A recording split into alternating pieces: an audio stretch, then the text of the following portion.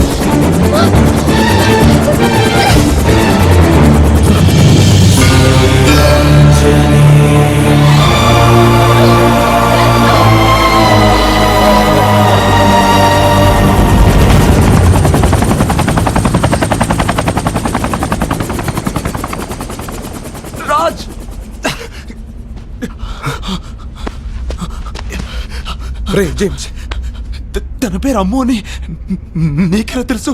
మా అమ్మ నాన్న తప్పించి నన్ను చెరి అని పిలిచేది అమ్ము మాత్రమే. ఈ డాలర్ కూడా తనే ఇచ్చింది. అంటే అంటే నువ్వు సూర్యనారాయణ సూర్యనారాయణ గారి కొడుకువా?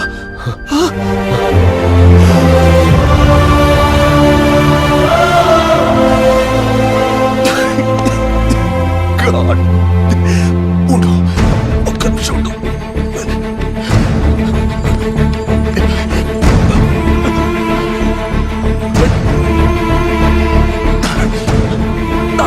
హలో నాన్న, రాజ్ ఎవరో కాదు, సూర్యనారాయణ గారి కొడుకు నాన్న.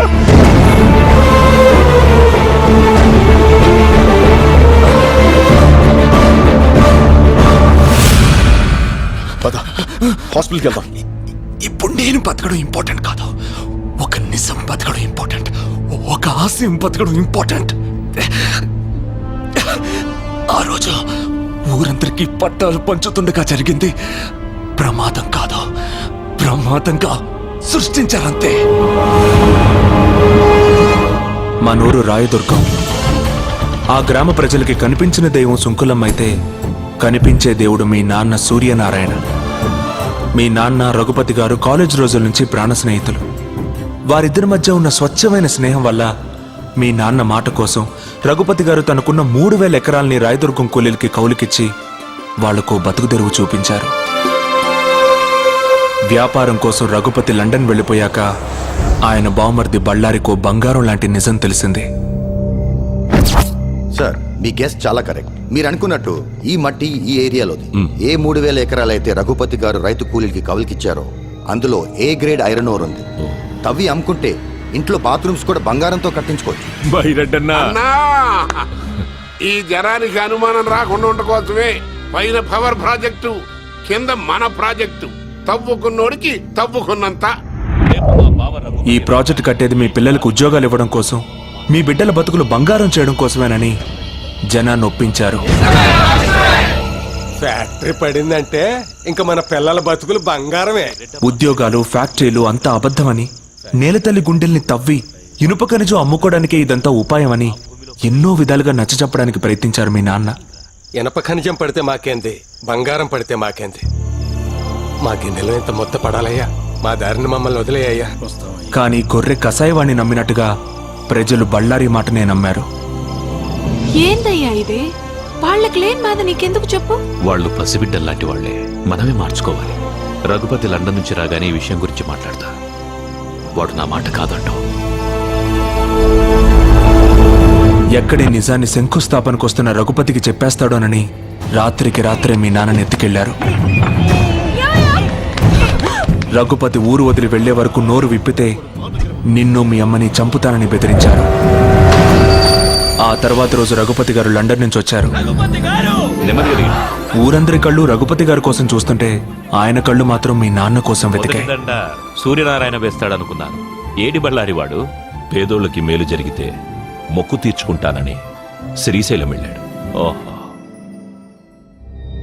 ఏదైనా ఒకరోజు తెల్లవారుజామున సూర్యుడన్నా ఆలస్యంగా వస్తాడేమో కానీ నేనొచ్చానని తెలిస్తే సూర్యనారాయణ ఆలస్యంగా రాడే అని అనుమానించాడు. ఆ అనుమానంతోనే ఇంటికెళ్ళాడు. మీ అమ్మ పెట్టిన కన్నీళ్లతో జరిగింది తెలుసుకున్నాడు.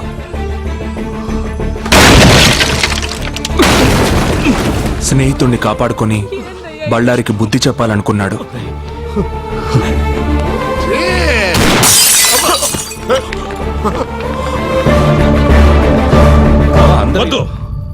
పొండి, ఊరొదిలి వెళ్ళిపోండి.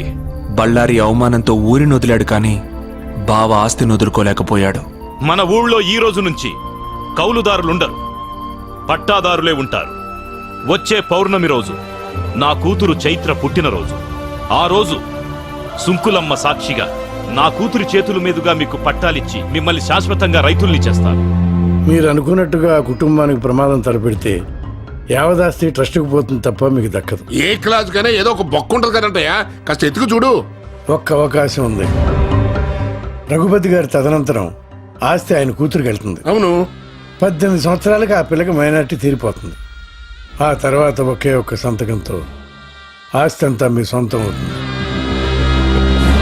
తెల్లవారితే కూలీలంతా రైతులవుతారు. తెల్లవారింది. ఊరంతా పండగ వాతావరణంలో బయలుదేరారు. కానీ నువ్వు కలువపూలకు వెళ్ళగానే దారుణం జరిగింది.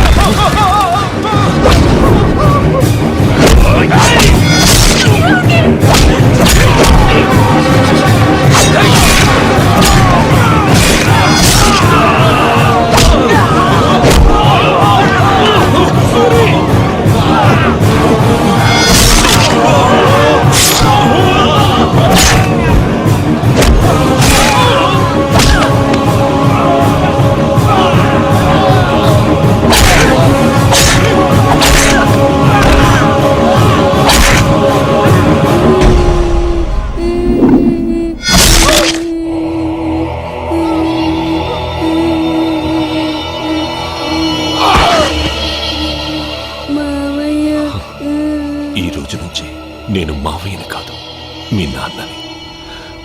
ఆస్తి కోసం అమ్ము నక్కును చేర్చుకుని తండ్రయ్యాడు బళ్ళారి.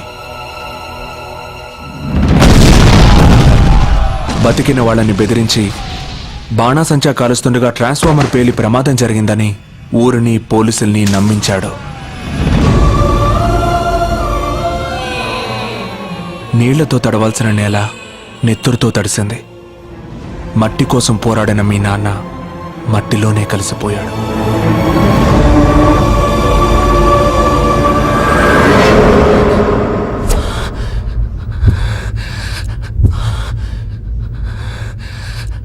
జరిగింది ఇది అని చెప్పడానికి మీ నాన్న లేరు.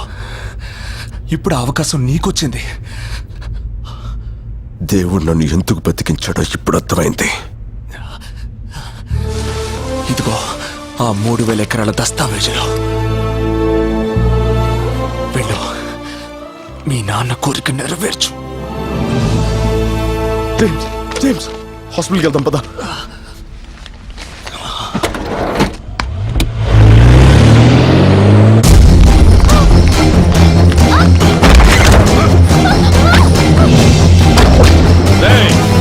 బళ్ళారికి ఫోన్ కొట్టండ్రా.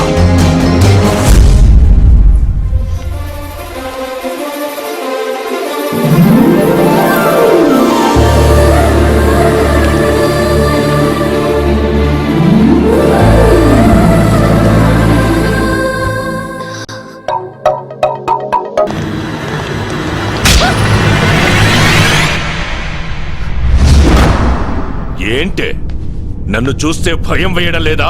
నువ్వు నాన్నవి కాదని, మా నాన్నని చంపేసిన రాక్షసుడివని తెలియగానే భయం పోయింది.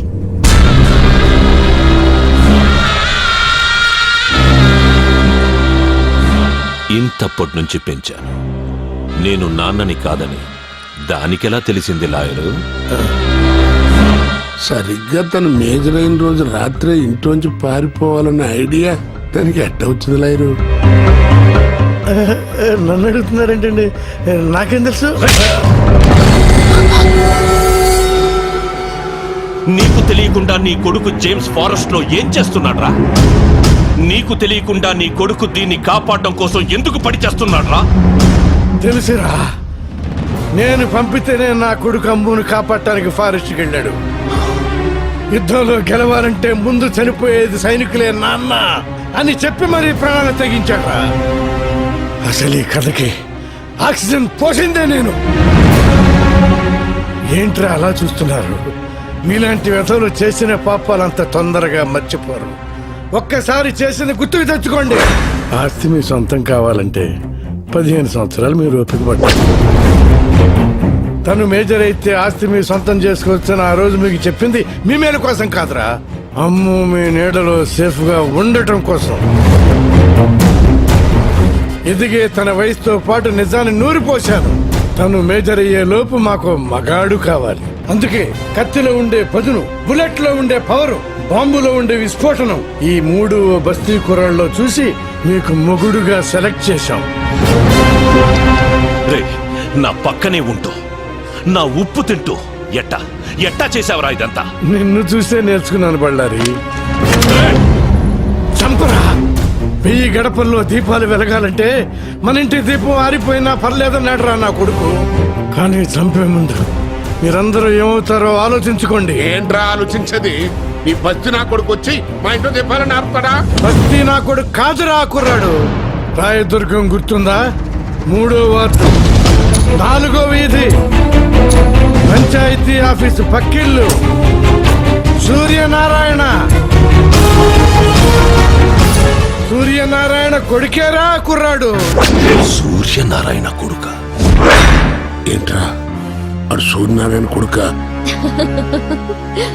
ఏంటి శరీరంలో సునామీ వచ్చిందా?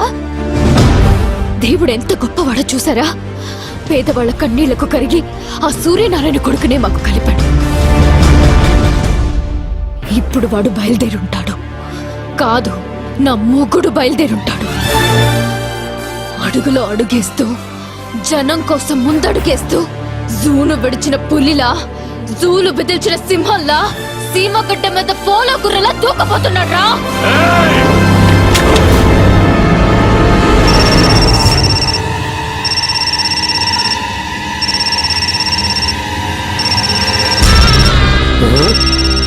వీడి కొడుకు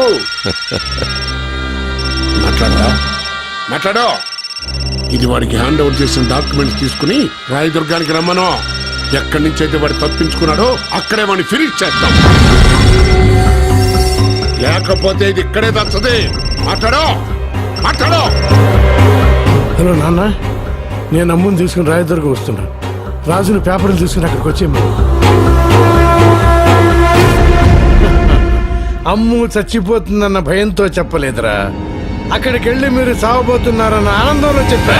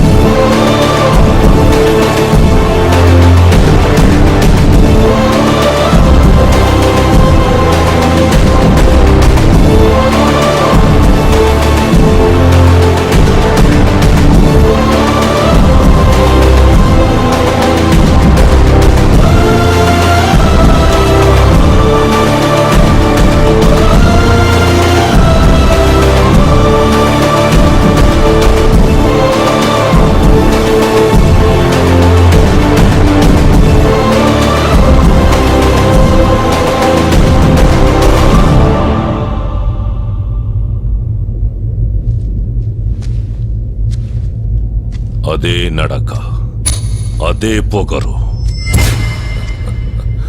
మీ నాన్నని చూస్తున్నట్టుగా ఉండదు. అదే ఊరు, అదే ప్రజలు. కానీ ఇప్పుడు ఇక్కడ జరగబోయేది చరిత్ర అవుతుంది. పిల్లకాకివి చరిత్ర రాసేంత వయసు కాదురా నీది. రాయ్ ముసలోడా, చరిత్ర రాయడానికి వయసుతో పని లేదు. ప్రజల అండుంటే చాలు. అది మాకు ఎప్పుడూ ఉంది. ఏం చూసుకుంటా నీకింత పొగరు? రేయ్, ఏదో చూసుకుని తొడలు కొట్టే టైప్ కాదురా నేను. ఇచ్చిన మాట ప్రకారం ఇవిగో దస్తావేజులు.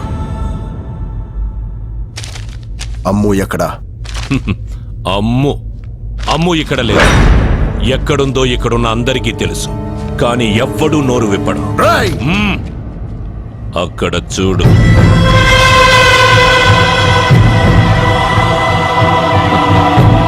పాపం, 13 సంవత్సరాల క్రితం ఇదే నేలలో కలిసిపోయారనుకున్న మీరు బతికుండారని తెలవగానే పరుగెత్తుకొచ్చినారా జనం.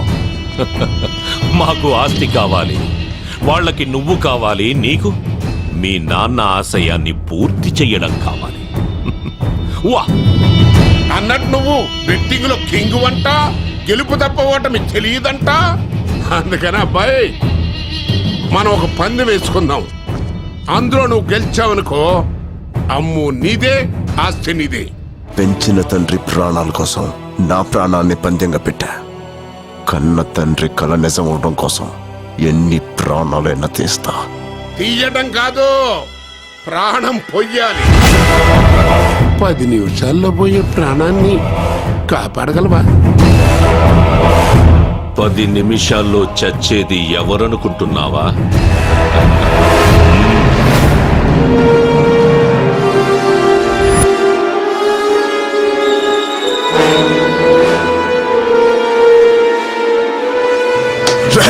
ఏయ్, అరవకు. ఏ ఊరి కోసం మీ వాళ్ళందరూ ప్రాణాలు వదిలారో అదే ఊళ్ళో నీ అమ్ము ఉంది. ఏయ్, సుంకులమ్మ మీద ఒట్టేసి చెప్తున్నా, 1000 గడపన్న ఆ ఊళ్ళో నీ అమ్ము ఏ గడపలో ఉందో కనిపెడితే చచ్చిన మీ నాన్న ఆశయం బతుకుతుందిరా. వెళ్ళా.